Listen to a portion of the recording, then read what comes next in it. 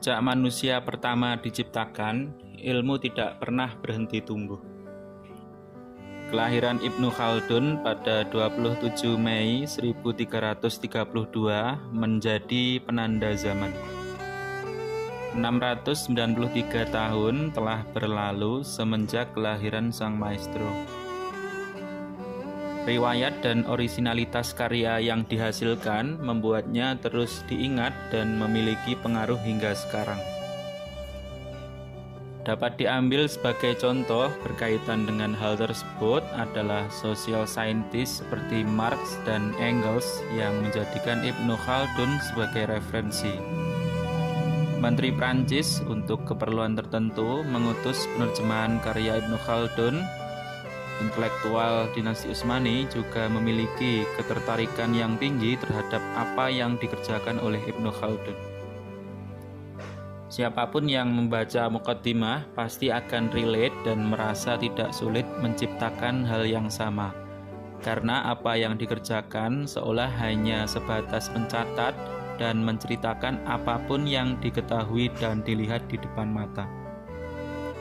Dapat terbaca begitu karena hasil kerja Ibnu Khaldun memang sungguh terasa dekat dengan realitas, yang mana hal tersebut selain menunjukkan kemampuan dan ketelatenan lebih dalam mencatat, juga menunjukkan kemampuan yang sangat baik dalam membaca realitas. Padahal apa yang dikerjakan oleh Ibnu Khaldun merupakan akumulasi hasil belajar dan pengalaman yang diperoleh dengan tanpa kenal lelah. Ibnu Khaldun mengenyam pendidikan dengan cakupan yang luas, meliputi Al-Quran, hadis, jurisprudensi Islam, matematika, logika, dan filsafat. Hal lain yang juga menambah keluasan dan ketajaman Ibnu Khaldun adalah pengalaman hidup dan tumbuh besar pada pemerintahan yang dipimpin oleh bangsa Berber, sehingga menjadikan Ibnu Khaldun memiliki sudut emik dalam mencatat sejarah bangsa yang mendiami Afrika Utara tersebut.